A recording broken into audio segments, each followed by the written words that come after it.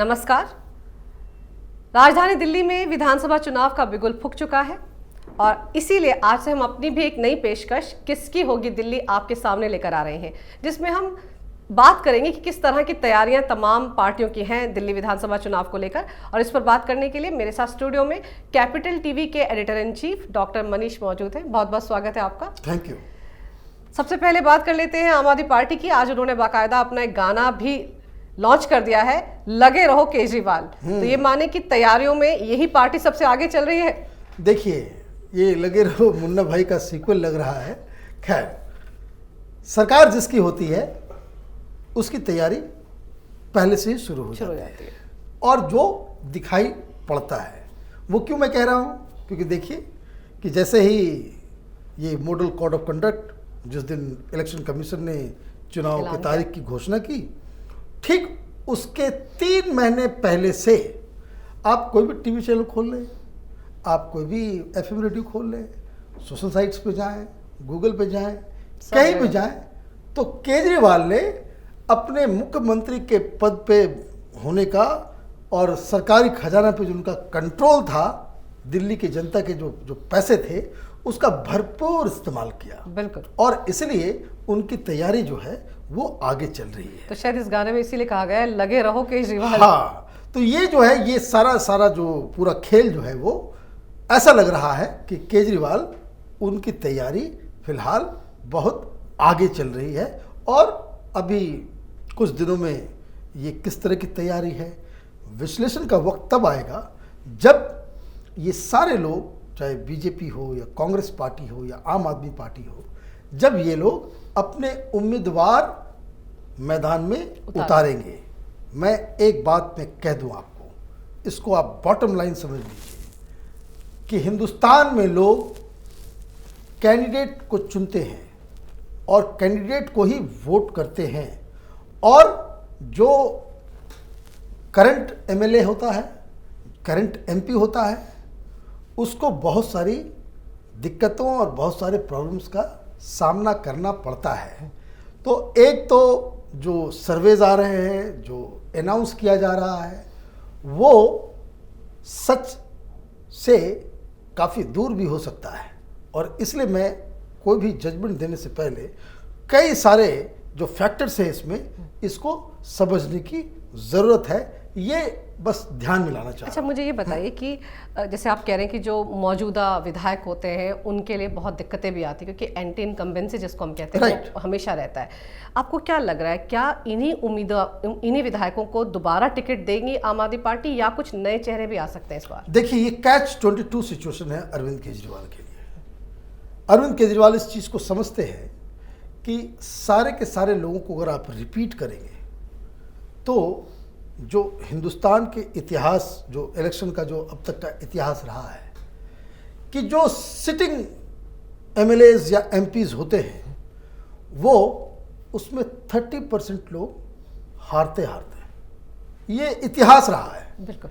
अब ये इतिहास बदल जाए इस बार तो वो अलग बात है, लेकिन मैं स्टैटिस्टिक्स बता रहा हूँ कि 30% जो उम्मीदवार होता है वो right from the go, election हुआ नहीं, तय नहीं हुआ, अगर वो रिपीट हो रहा है 30% विल लूज, इसमें कोई शको शुबा नहीं है।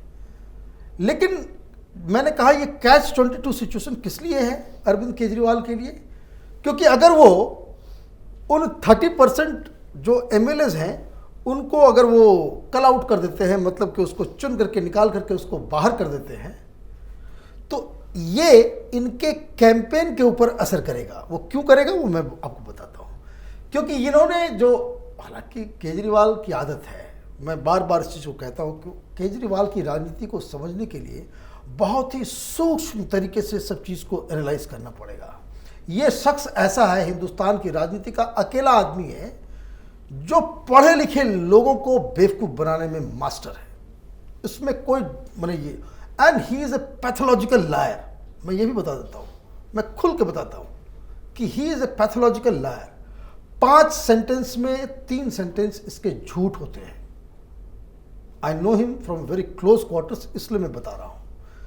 तो ये जो कैच-22 सिचुएशन क्यों होगा, क्योंकि इन्होंने कह दिया एकदम चेहरा वेहरा बना करके सीरियसली आकर के टीवी कैमरे पे उन्होंने कह दिया कि अगर आपको लगता है कि मैंने काम नहीं किया है तो मुझे वोट मत देना, है ना। बिल्कुल, ये कहा है। जैसे पिछली बार इन्होंने कहा था कि 30 दिन के अंदर अगर लोकपाल नहीं बना तो मैं इस्तीफा देके चला जाऊंगा। इट इज़ टाइम कि आप उनके भाषणों को, जब पिछली बार उन्होंने भाषण दिया था चुनाव से पहले, उसको याद करने का वक्त है। और इसलिए उन्होंने कहा कि अगर मैं काम नहीं किया हूं तो मुझे वोट मत देना। और अगर वो 30% एमएलए को बाहर निकालते हैं तो लोग पूछेंगे कि आपने 30% लोगों को क्यों निकाला।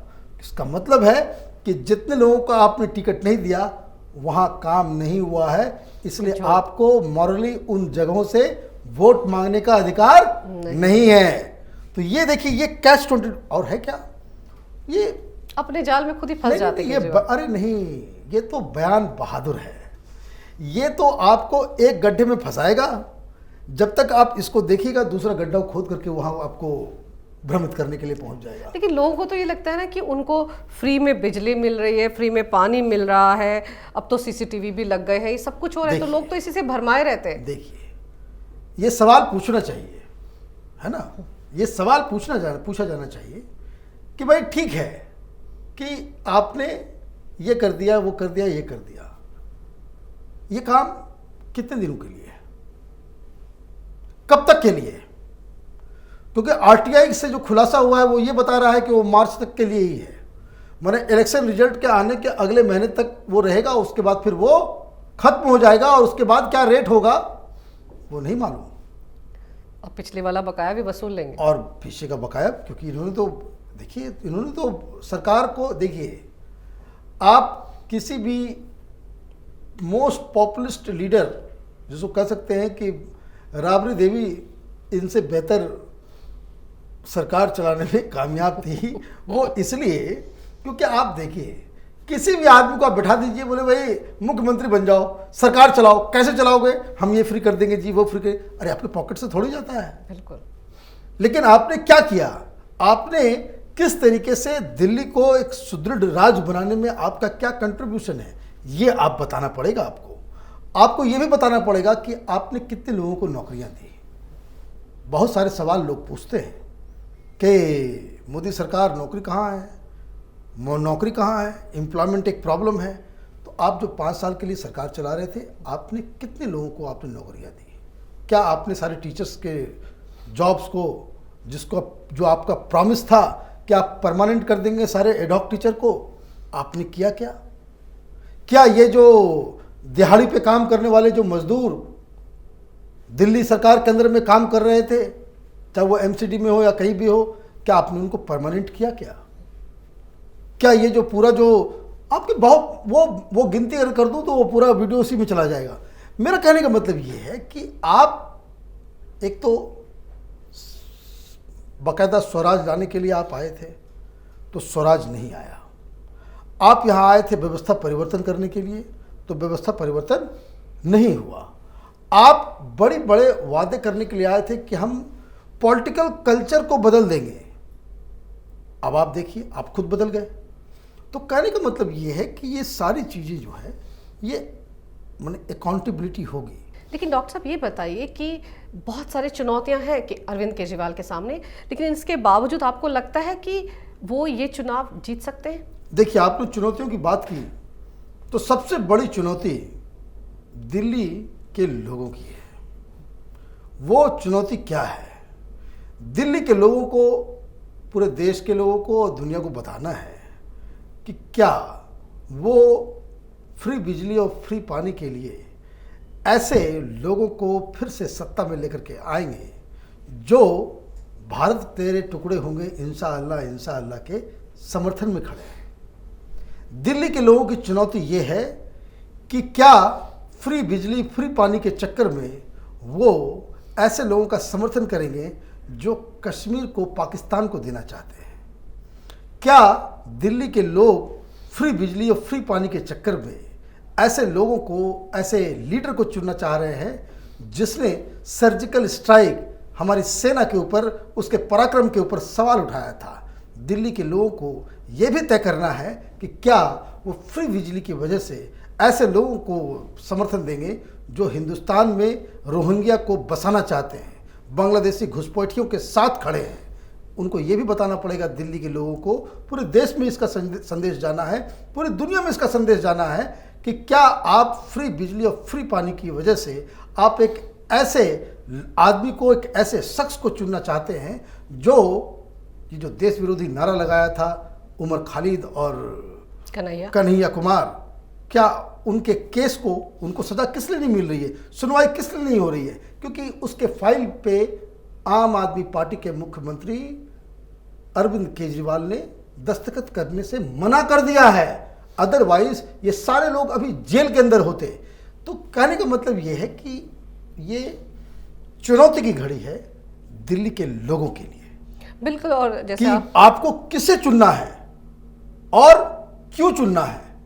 और अगर मुझे लगता है कि दिल्ली के लोग इस चीज़ को समझ पाएंगे तो ये चुनाव जो है उसका रुख कुछ और होगा, और अगर नहीं समझ पाते हैं तो चुनाव ठीक वैसे ही जाएगा।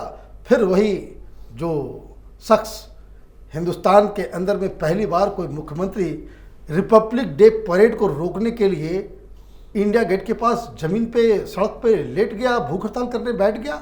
अगर आप ऐसे ही एनार्किस्ट को चुनना चाहते हैं, बेस्ट ऑफ लक, डेमोक्रेसी है, सबका अधिकार है। अभी देखना है कि दिल्ली के लोग करते क्या है आखिर। बिल्कुल, दिल्ली के लोगों को ये भी समझना है कि अगर एक हाथ से उन्हें फ्री में बिजली और पानी दिया जा रहा है, दूसरे हाथ पर से उनसे पैसा वसूला भी जा रहा है, क्योंकि आप ही का पैसा है जिससे आपको सब्सिडी दी जा रही है। तो ये जो बरगलाने की कोशिश आम आदमी पार्टी की तरफ से की जा रही है, उस पर दिल्ली के लोगों को वाकई सोचने की बहुत ज़रूरत है। विस्तार से तमाम बातें हमसे करने के लिए बहुत बहुत शुक्रिया डॉक्टर साहब। हमारी इस खास पेशकश किसकी होगी दिल्ली में आज के लिए बस इतना ही। आप देखते रहिए कैपिटल टीवी। अगर आपको हमारा ये वीडियो पसंद आए तो कृपया इसे लाइक करें, शेयर करें और हमारे चैनल को सब्सक्राइब करें।